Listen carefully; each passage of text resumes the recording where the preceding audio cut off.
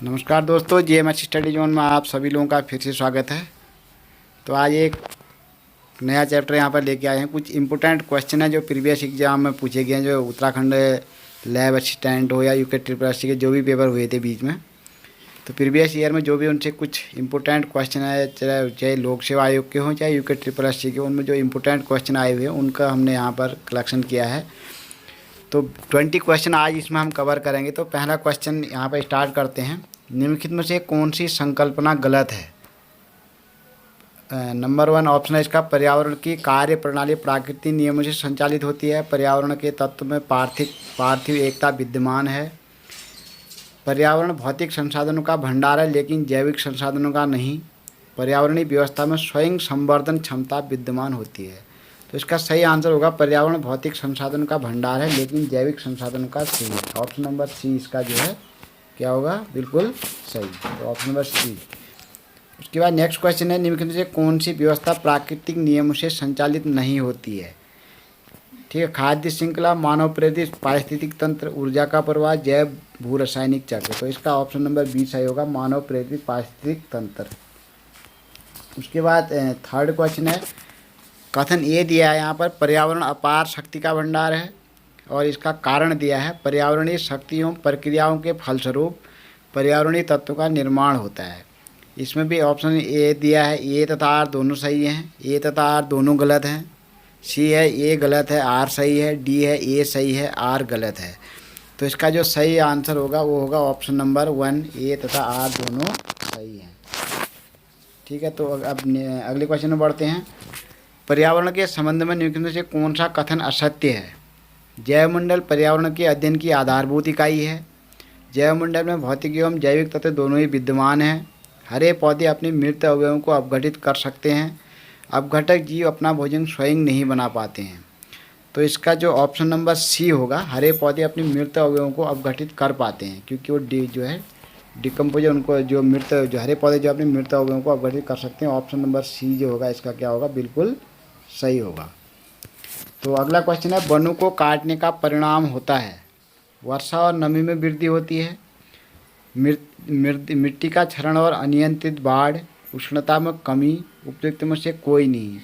ठीक है, देखो इसमें यहाँ पे वर्षा और नमी में वृद्धि, मिट्टी का क्षरण और अनियंत्रित बाढ़। तो ऑप्शन नंबर 5 का सबको पता है क्या हो सकता है, ऑप्शन नंबर बी हो सकता है, मिट्टी का क्षरण और अनियंत्रित बाढ़। तो ऑप्शन नंबर बी यहाँ पर बिल्कुल सही होगा। नंबर 6 लेते हैं यहाँ पर, वृक्ष तथा वनों को काटने से किस प्रकार की हानि होती है? वायुमंडलीय परिवर्तन, प्रदूषण का खतरा, भूमि संरक्षण, उपयुक्त सभी।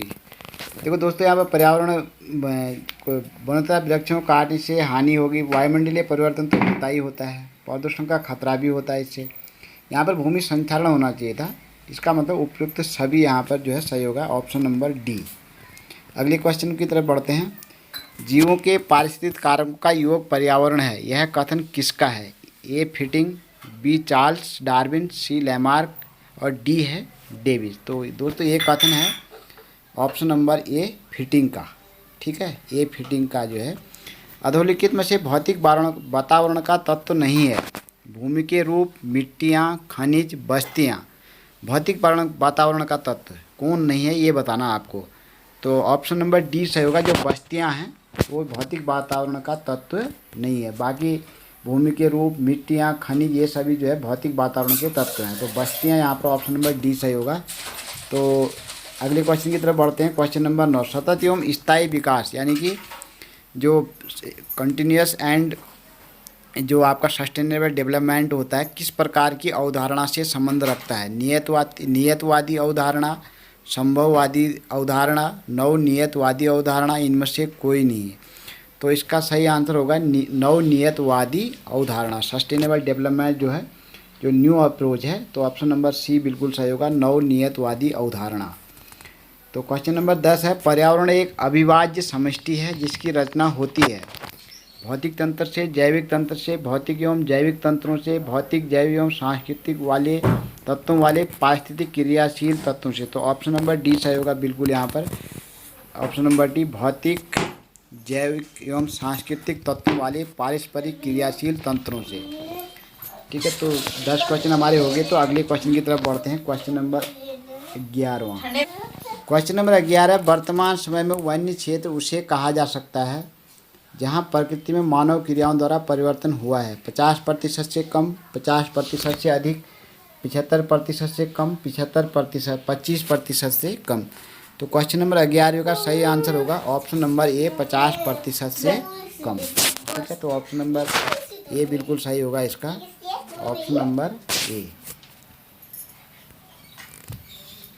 ऑप्शन नंबर ए सही होगा। ठीक है, 1 मिनट थोड़ा सा रुकिए आप यहाँ पर। नमक का डिब्बा में हाथ मत लगाना। ऑप्शन नंबर ए बिल्कुल सही होगा। इस क्वेश्चन को दोबारा ही कहते हैं, तो बोलो मत भाई।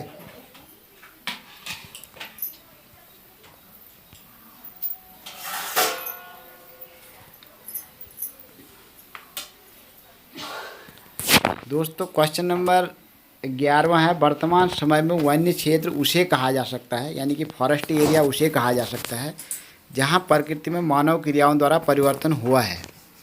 ऑप्शन नंबर ए है 50% से कम, बी है 50% से अधिक, सी है 75% से कम और डी है 25% से कम। तो ऑप्शन नंबर ए सही होगा, 50% से कम।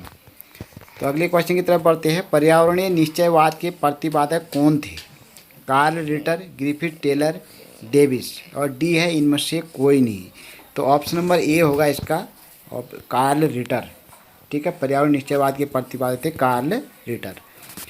तो क्वेश्चन नंबर 13 में जाते हैं। पर्यावरण इन्वायरमेंट से अभिप्राय है भूमि, जल, वायु, पौधे एवं पशुओं की प्राकृतिक दुनिया जो इसके चारों ओर अस्तित्व में है, उन संपूर्ण दशाओं का योग जो व्यक्ति को एक समय बिंदु पर घेरे हुए हैं, भौतिक, जैव एवं सांख्यिकीय तत्वों की अंतः क्रियात्मक व्यवस्था जो अंतर संबंधित होते हैं, डी है उपयुक्त सभी। क्वेश्चन नंबर 13 का होगा तो ऑप्शन नंबर डी, यानी कि उपयुक्त सभी। उसके बाद क्वेश्चन नंबर 14 में बढ़ते हैं। क्वेश्चन नंबर 14 है आपका, संयुक्त राष्ट्र संघ ने वर्ष 2002 को किसका अंतर्राष्ट्रीय वर्ष घोषित किया है? सतत विकास का, स्वच्छता वर्ष का, वन संरक्षण वर्ष का, जल संरक्षण वर्ष का। तो वर्ष 2002 को जो है संयुक्त राष्ट्र यानी कि यूएनओ ने जो है वो घोषित किया है आपका सतत विकास, यानी कि जो है सस्टेनेबल डेवलपमेंट का। ठीक है, तो ऑप्शन नंबर ए बिल्कुल सही होगा यहाँ पर, सतत विकास। तो अब अगले क्वेश्चन की तरफ बढ़ते हैं। सतत विकास के लिए आवश्यक है, सतत विकास के लिए आवश्यक है जैविक विविधता का संरक्षण, प्रदूषण का निरोध एवं नियंत्रण, निर्धनता को घटाना, उपयुक्त सभी। तो ऑप्शन नंबर 15 का, यानी क्वेश्चन नंबर 15 का जो सही आंसर होगा वो उपयुक्त सही, यानी all of the above. Question number 15 का डी यहाँ पर बिल्कुल सही होगा, उपयुक्त सभी। क्वेश्चन नंबर 16, पारिस्थितिकी तंत्र में एक टिकाऊ जैव समूह कहलाता है? संक्रमण या इकोटोन, अनुक्रम या सक्सेशन, चरम अवस्था या क्लाइमैक्स, कर्मकी या सरल। जो सब देखो, पारिस्थितिकी तंत्र में जो सबसे टिकाऊ जैव समुदाय होता है वो होता है क्लाइमैक्स, यानी कि ऑप्शन नंबर सी यहाँ पे बिल्कुल सही होगा, चरम अवस्था, जिसको हम क्लाइमैक्स कहते हैं। क्योंकि क्लाइमैक्स जब किसी पारिस्थितिकी इकोसिस्टम में आ जाता है तो वो सबसे टिकाऊ होता है। उसके बाद क्वेश्चन नंबर 17 लेते हैं। धारणीय विकास किसके उपयोग के संदर्भ में अंतः पीढ़ीगत संवेदनशीलता का विषय है? प्राकृतिक संसाधन, औद्योगिक संसाधन, भौतिक संसाधन, सामाजिक संसाधन।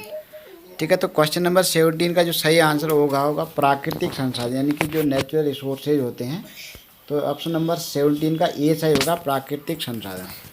क्वेश्चन नंबर 18, भारत में धारणीय विकास के दृष्टिकोण से विद्युत उत्पाद का सबसे अच्छा स्रोत कौन सा है? कोयला, जल विद्युत, खनिज तेल एवं गैस, परमाणु ऊर्जा। तो ऑप्शन नंबर 18 का जो सही होगा वो होगा जल विद्युत।